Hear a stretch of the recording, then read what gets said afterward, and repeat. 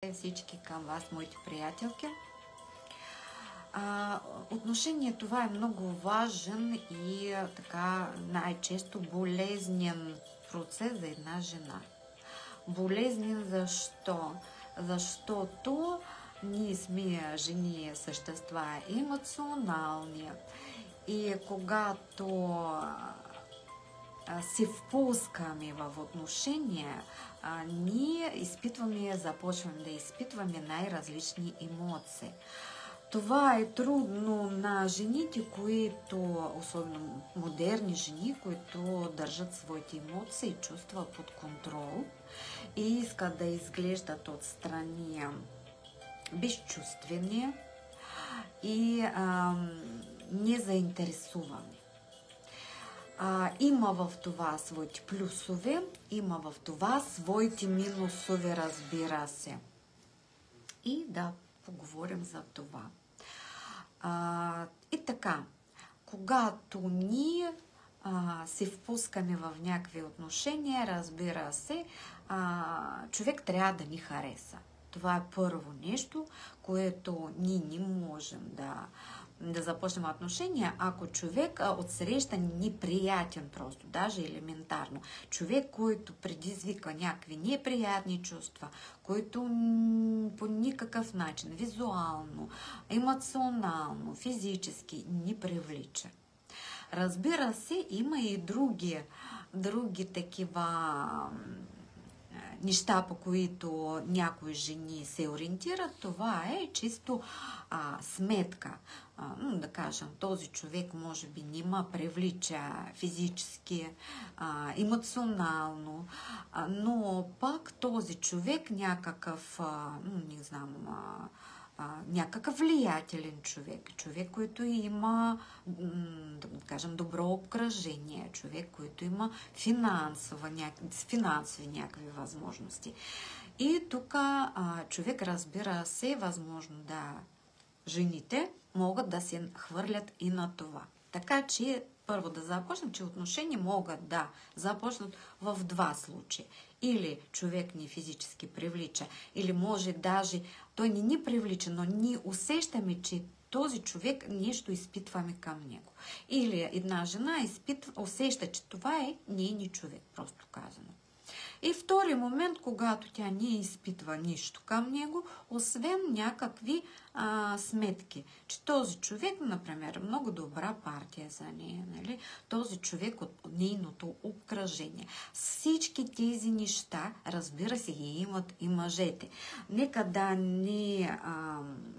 Аз съм сигурна, че мъжете сега ще започнат да ме критикуват. Ето, жените са такива, са меркантилни, те само гледат парите, нали, като сега казват мъжете. Но това абсолютно същото присъства и при мъжете. Моята работа като психолог е просто като човек, понеже като човек общувам с много хора, общителна съм, привличам много хора до себе си. И съм установила също така, че мъжете също имат тези достоинства и недостатъци. Има мъжете, които се определят за себе си, искат да имат отношение с тази жена чисто емоционално, в смисъл, тя им хареса визуално, тя им хареса, нали, първо визуално, после тя им хареса емоционално, тя ги привлича по енергетика, по енергийно, нали, има някакво излъчване, има някакъв чар. Но има мъже, които жената абсолютно не в техните вкусове, не в техните рамки, но те разбират, например, че тази жена не би тръгнал с нея, ако тя не беше, например, с по-висок статус, с по-високо положение, финансово по-стабилно, може да предложи някакви възможности в кариера, в обкръжение, не знам, с връзките си. Така че има ги и такива мъже. Така че, но все пак нека да продължа с жените. Просто искам да сложа мъжете малко така, да ги успокоя, че има и при тях този проблем. И така, момичета, когато влизаме в отношение по сметка, обикновено тук за жената безопасно, защото тя не изпитва никакви чувства, не я ръководи само сметка, тя не изпада в някакви емоции, тя е спокойна, стабилна, равна, което всъщност и привлича мъжа към нея. Отначало той вижда, тя е, да кажем, хубава, интересна, възможно тя е по-хубава и по-интересна от него самия, значи той изчита някакви нейни външни данни. Също така той вижда, че тя не е емоционална, тя е спокойна, емоционална, даже малко дръпната и хладна. Това също прави впечатление, че тя има някаква, което привлича мъжете в жените, тя има някаква тайна. Нали? Тя някаква потайна и това привлича един мъж, той започва да я следва. Това, разбира се, води до развитие на отношения, но там после има своите минусове. Какво се случва, когато влизаме в отношение с гледна точка на чувства? Когато ние срещаме човек, който ни хареса, с когото си чувстваме добре, обикновено ние момичета винаги, когато срещаме такъв мъж, искаме това или не искаме. Вече в главата започва да се създават някакви картинки на бъдеще, някакви планове за бъдеще, как ще бъде, какво ще бъде, защото ние вече решихме, че той е той. Нали? Ние го срещахме. Хем, нали, възможно той още не го определил, но когато ние срещаме такъв човек, обикновено момичета точно по този начин, подсъзнателно, може това не осъзнават, но точно това го мислят. И тук започва проблем, момичета. Тук започва, когато включваме чувства, тук се включват емоции.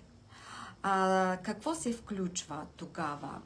Тук започват да изкачат на повърхността всички тези наши скрити негативни програми, всички наши комплекси, всички наши страхове, всички неща, които подозрения, ниско самочувствие, всичко това, всичките вашите неща, които ги крихте с това да изглеждате непрестъпна, недостъпна, студена, дръпната, когато се включват емоции, когато се появяват чувства, всичките ви травми, искате ви това или не искате, те излизат на повърхността. Всичко това изкача. Като кутията на Пандора. Тя се отваря и всичко бълва навън. И зависи какво има там вътре, на колко много там вътре се събра. Ако тези страхове, ако тези комплекси в голямо количество, те дойдоха от детски години, ако живяхте с родители, които, да кажем, не е благополучно семейство, или семейство на изоставен родител, или семейство, където родители ви тормозиха, и всички тези травми, те ще изкочат под вид на някакви страхове своите. Страхове, където ви не ги очаквали, не ги търсили и възможно, даже по-вероятно, даже ги няма от какво да се страхувате. Просто го няма това нещо. Но когато има емоция, и когато изкачат, отварите душата, а там има много рани, и тогава, разбира се, всяка една от вас иска, че нещо да не стане като преди, нещо да не бърникне в тази рана.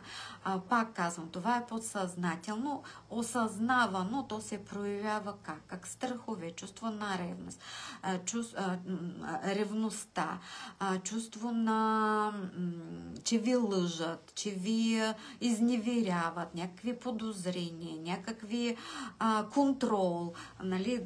Ако контролирам всичко ще бъде като трябва и не се случи нещо, което се случило някога. Това абсолютно няма нищо общо с даден човек, с когото вие построявате, започвате отношения или строите тези отношения. Няма нищо общо с него. Отстрани това изглежда достатъчно неадекватно, да ви кажа. Затова, когато жената започва да се проявява в тези емоции и страхове, съвременните мъже просто започват да се отдръпват, защото емоции им идват в повече, страховете не основателни. И когато им се проявявате това недоверие, те се обиждат, защото практически те може би не направили нищо или не е нещо, което може да предизвика такава ваша реакция. И те започват какво да правят? Те започват да се отдръпват, защото те не разбират какво се случва. Аз се запознах с един човек, но после мъжът вижда, че срещу него се намира абсолютно друг човек. Не е това, което той видял от самото начало. И мисълта, която се появява все повече и повече при мъж, това е, тя е луда. Тя не е добре. Ако имате или имахте това или такива отношения, поставете ми лайк, пишете коментар, така е или така е, нали, да видя как ви тази тема, наколко тя ви е близка, наколко тя ви е актуална. Така, продължаваме. Имаме две ситуации. Има ситуация, когато има отношение по сметка и всичко спокойно и вас това не притеснява. Вие сте направили сметка и гледате какво да правите в бъдеще. И чувства, които ви създават само проблеми и развалят вашите отношения.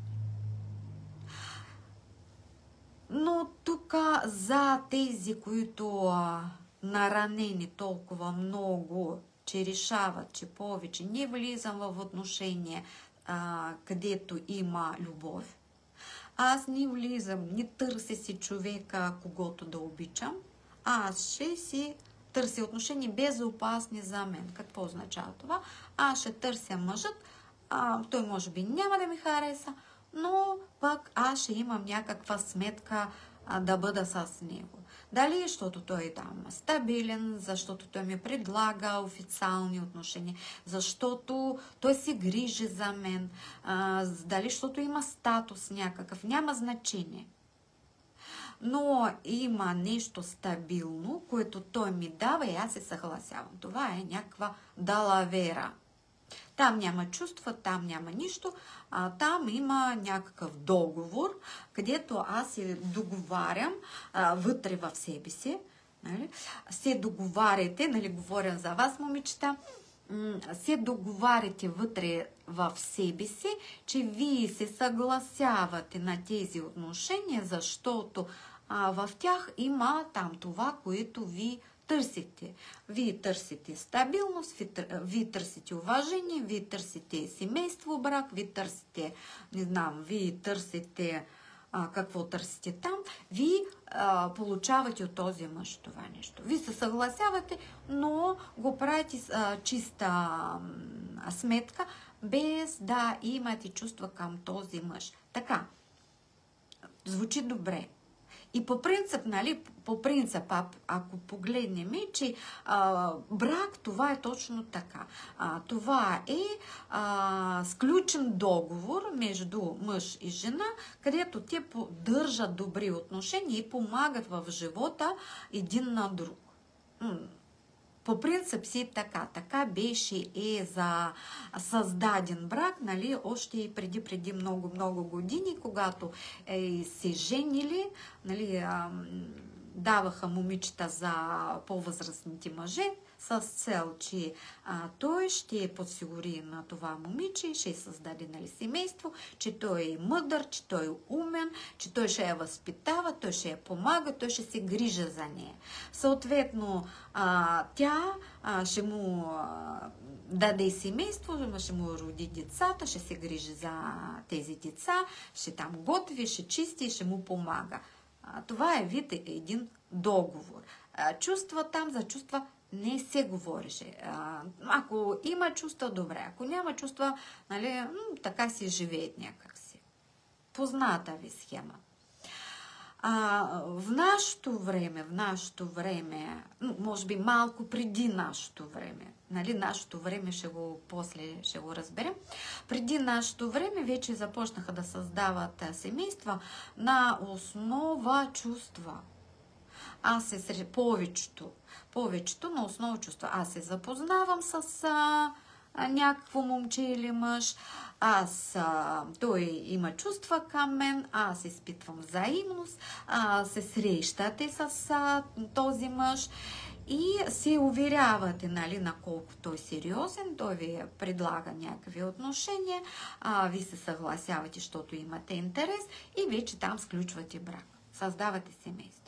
И в нашето време, конкретно в нашето време, когато ни разбираме, че отговорност, но това е прекалено отговорно, че може да се живее без отговорност. Отговорност, аз искам да има някой отговорност за мен, да ми помага, да се грижа за мен, но като че ли аз не съм готова да ме контролират, да ми държат сметка, да ме командват.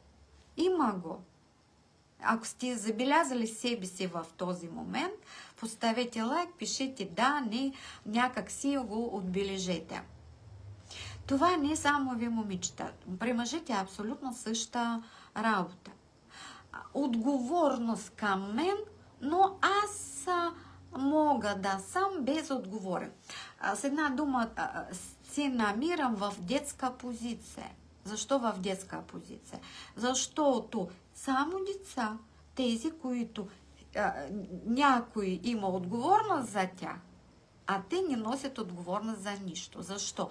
Защото те още малки, още глупи, още не разбират, още рано да чакаш нещо от тях, всичко се върти покрай тях, всички се грижат за тях, те без да работят на тях, нали, те имат храна, стоят на топло, вода, всичко има.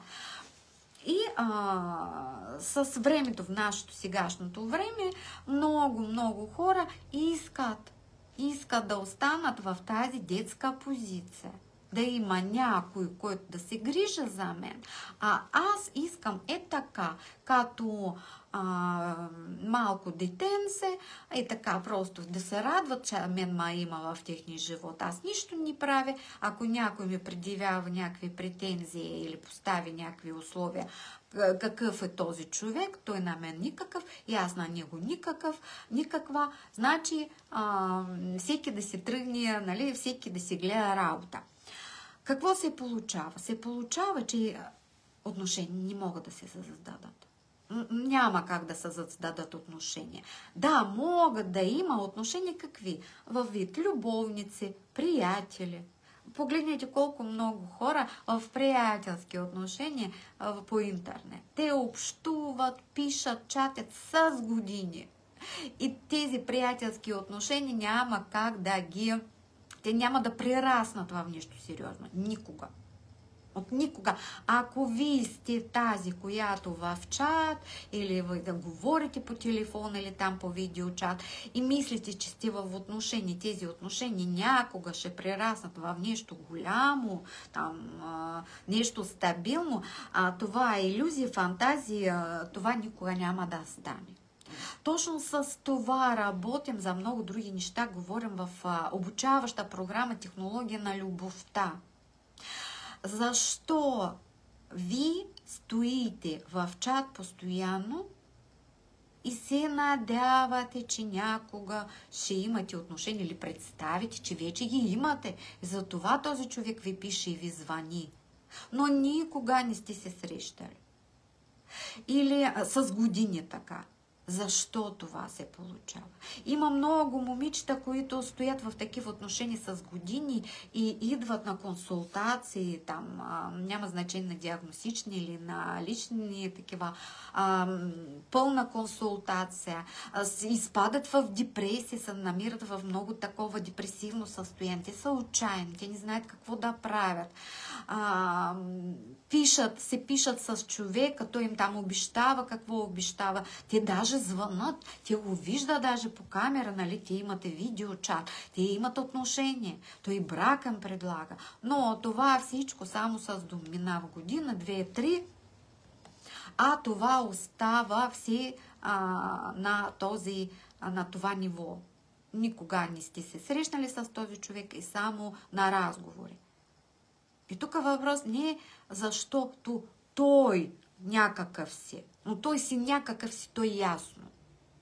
Защото за него отношение няма. Защото възможно той има тук не една такава като вас. Той има няколко, с които той така общува. Той има там своите проблеми, но той има проблеми. Тук въпрос за вас.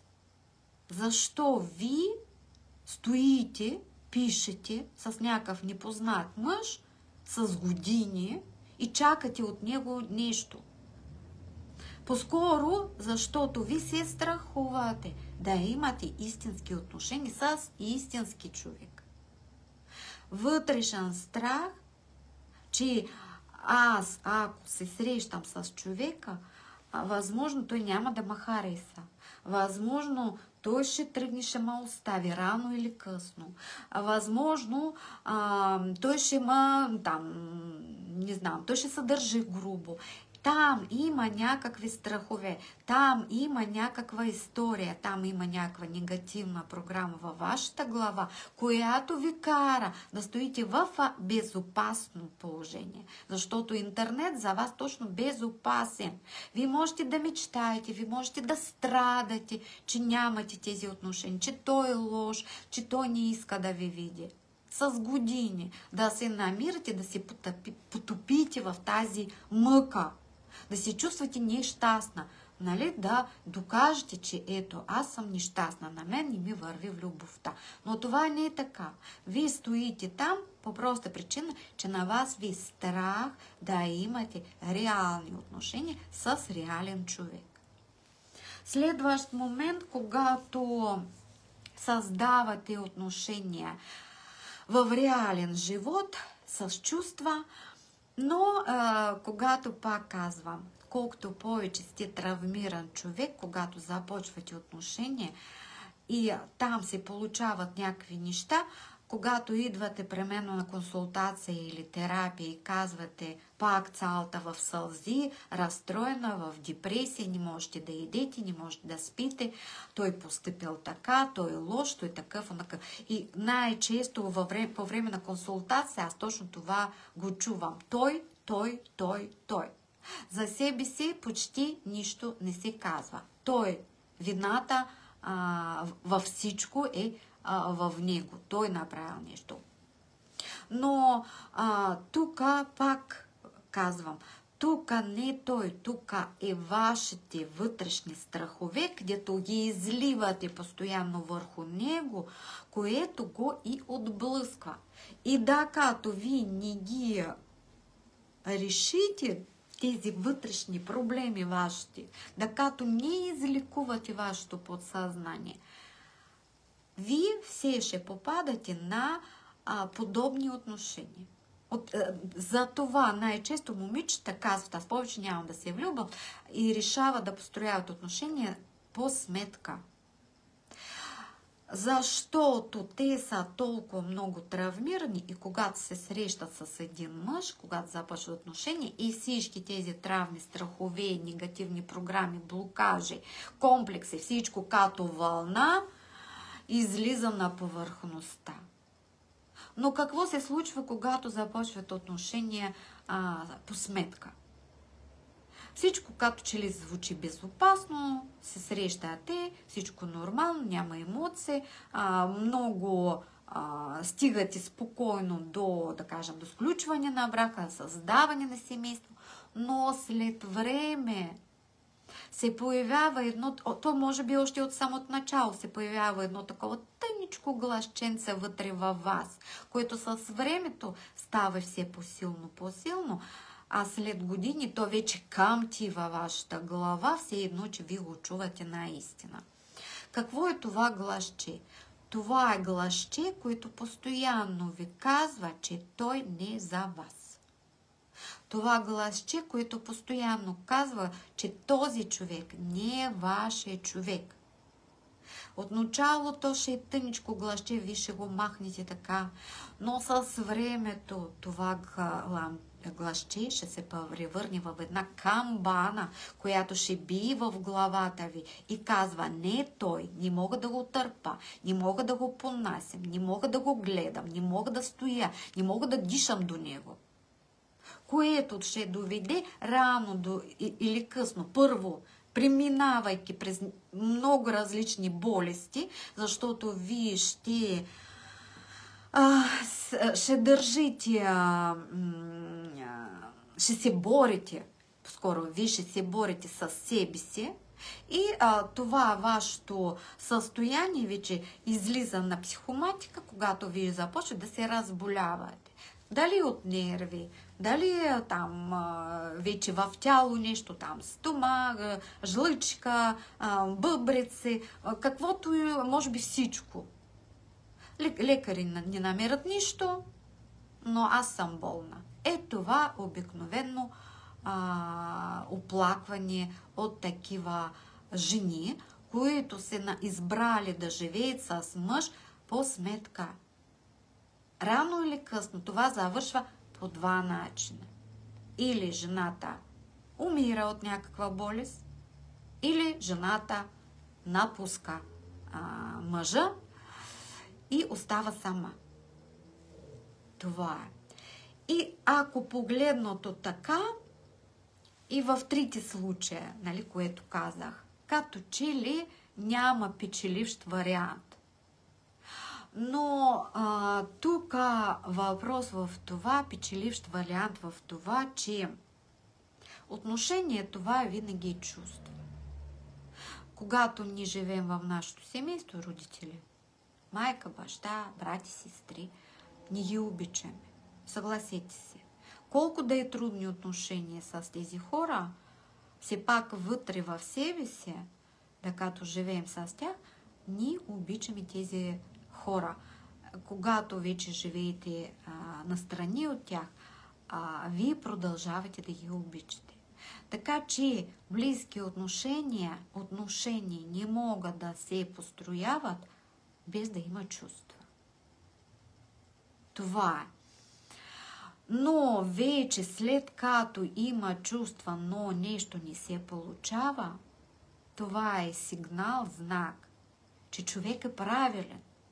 Ви правилно сте направили, ви правилно сте го избрали. Просто този човек, съответно, като огледало, изкарва от вас това, което трябва да излекувате. Имате някаква болка в душата ви. Има някаква тъмнина в душата ви.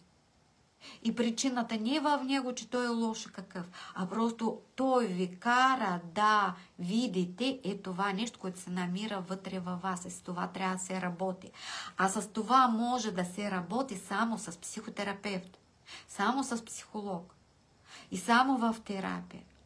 Друг начин, който предлагам сега имам 2 програми, може би сте чули, може би сте видяли на страница. Това е сега от 25 февруари, буквално тук след няколко дена. Това е трансформационна игра «Женско щастие», Какво е това? Тук даже ми задават въпроси, разкажете малко повече за това. Трансформационна игра, това не е игра ни с ардичовече или там игра на шах. Това е психологична игра. По време на тази игра с определено зададени въпроси намирате ви и откривате тази травма, която ви мъчила и която ви въртяла цял живот. Вашите страхове, вашите комплекси, всичко по време на играта ще излезе навън. И ние по време на тази игра ще ги трансформираме, тези вашите страхове. Ще ги обезопасяваме. Те повече да не ви пречат в лични отношения и в отношения изобщо с хората. Отношение това не е само хора. Отношение не е само приятел, приятелки и роднини. Отношение това е вашите отношения с вашата работа. Отношение това е вашите отношения с финанси. Как сте с пари, как сте с работа. Всичко това отношение. Ако нещо имате страхови, комплекси, негативни програми, които вие виждате в отношения, в лични отношения, всички тези неща, те ви пречат и в други сфери от живота. Отношение с финанси, отношение с работа, отношение с колектива, отношение с шефове. Всичко това, отношение с вашия бизнес. Всичко това е отношение. И трансформационна игра, точно 3 игри. Защото играта, трансформационна игра, тя се провежда на 3 етапа. И те се събираме веднъж на седмица. Първи път ще се съберем сега на 25 феврари от 19 часа. Всеки, който иска да се запише, можете да ми напишете, ще ви обясня как става. Цената е и за 3 участия. За 3 седмици 90 лева, практически 30 лева на участие. Това не са големи пари, нали? Така че това е много хубава работа с вашите вътрешни проблеми. С вие да видите враг, който стои вътре във вас. Да виждате, да забележите врага вътре в себе си. Това ще го направим и не само да го видите, да го разпознаете. Кой е той? Този враг вътре в вас, който ви спъва, който ви води в грешната посока, който ви блокира пътища, който не ви дава да бъдете щастлива, който не ви дава да живеете в, да кажем, в изобилие също така. Вие ще го видите и ще го трансформираме. Това е трансформационна игра на 25 число. Тук буквално останаха 2 дена. Ще успеете да се качите в последен влак. Можете да се запишете, ще ви обясня как става плащане. Играта самата ще се провежда онлайн на платформа Zoom. Всеки, който се записал, получава линк към участие в стаята на Zoom, където ще се проведе играта. И второто, което ще ви помогне за работа в отношения с депресивни състояния, когато искам отношения, а не се получава. Имам човек до себе си, който обичам, но нещо ма спира, нещо блокира. Това е обучаваща програма за жени технология на любовта. Защо технология на любовта? Защото любовта за познанство, построяване на отношения изисква определени знания, като мъжете как определят умна жена и глупава жена. Глупава жена, тази, която няма тези знания и прави всичко по интуиция или по проба грешка, или по чувства. Сега чувствам така, го правя така. Сега чувствам по друг начин, правя го по друг начин. И оттам глупаво държание, глупаво стъпки, където правите в отношения. И вместо да ги построявате, вие като маймунка с очилата. А вече когато тази мъдра жена, където казват умна жена, мъдра жена, тази, която спокойна, защо? Защото тя знае всяка една стъпка, която трябва да направи във всяка една ситуация. Ситуация, се случила някаква ситуация с партньора, вие знаете как да реагирате. Как да реагирате или да не реагирате, по какъв начин. Или как да се държите, за да не се получи тази ситуация. Как елементарно даже да срещнете правилен човек. Как да разберете, че този човек правилен. Защото най-често ние момичета как правите вие? Вие правите така. Избирате мъже как пеперуди в стомаха, а той там интуиция, нещо такова. Нещо много абстрактно. Но любовта това не е абстрактно. Мъжът това е не само чувства, това е човек, всеки човек със свой характер, но колко да има свой характер, всеки един мъж има, който ги обединява, който ги прави едно цяло, това е техните инстинкти.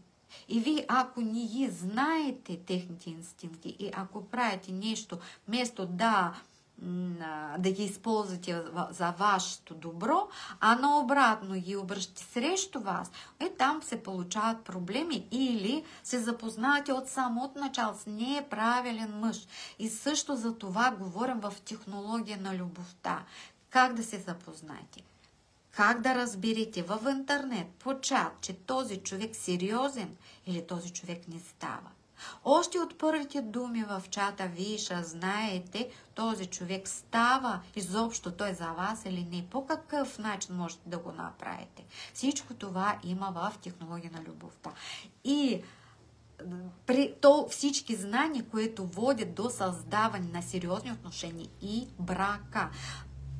С тази обучаваща програма, тя разчитана на това, една жена, която наистина запомитява, нали, учи това, което се дава като знания. Има и домашни задания. Ако ги прави тези домашни задания, домашни не са лесни, по време на домашни задания те се надигат много травми, комплекси много. С това също ще работиме. И когато завършва тази обучаваща програма, имате всички знания, ви сте подготвени, работим и с травми, и с вашите комплекси. И ако наистина сте успяли да научите всичко на 100%, гарантирано 2 месеца и половина, вие не само ще срещнете правилен човек, вие ще получите предложение за брак или за съвместно жителство най-малко. В тази обучаваща програма има абсолютно всичко. Как да се запознаете, къде да се запознаете, как да определите този човек дали е правилен, да не губите месеци и години от живота си в напразно чатене там в интернет някъде. В тази обучаваща програма вие ще разберете как трябва да се държите в определени кризисни ситуации в отношения. Как да доведете вашите отношения до сериозни отношения, до това, че вие не само гаджета, не само любовници или приятели, а вие сте тази единствената, която той избира, защото той трябва да ви избере, за да ви предложи да живеете заедно, даже елементарно, или ако живеете заедно, да ви предложи вече брак. Защото има много момичета, които с години живеят заедно, създадоха вече колко деца, а той си тръгва при друга. Така че всичко това има в обучаваща програма. Тя започва на 1 март. 1 март пак от 19 часа, който има въпроси, който има интерес. Програма, продължителност 1 месец. 6 урока, 6 домашни задания, обратна връзка от мен. Аз проверявам всички домашни, давам обратна връзка по домашно. Задавате въпрос при всяка сложна ситуация, ако нещо ви притеснява, нещо не ви е ясно в някаква ситуация по време на обучаваща програма и запис на тази обучаваща програма остава при вас за 2 месеца. Ви можете да я, защото след като има уроци на платформа Zoom пак, и има и запис. Запис остава при вас 2 месеца, което можете да преглеждате, нали, нещо да повторите, нещо да си спомните. Това предлага тази обучаваща програма. Това беше от мен. Така от дълго време не съм излизала. Надявам се, че тази информация днес ще ви е полезна. Надявам се да се видим на нашите обучаващи програми и игри. А също така консултации и, разбира се, констелации, но днес няма да говоря за тях, защото много стана вече. С това завършвам моето излизане на живо. Пожелавам ви хубава седмица, пожелавам ви здраве, късмет и обичам ви.